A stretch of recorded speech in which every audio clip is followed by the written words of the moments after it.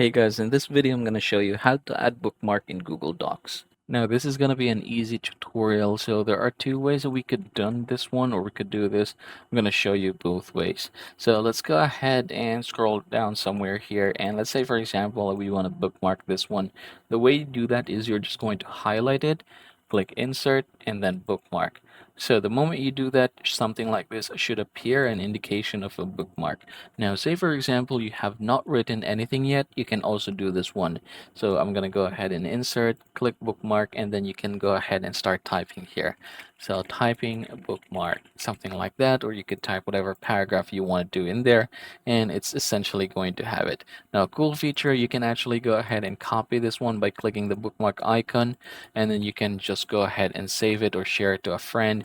And then when you do that, when they open it in a new link, it's going to bring them directly to where that bookmark is. And yep, that is how you are going to do this, everybody. I hope this video will be able to help you.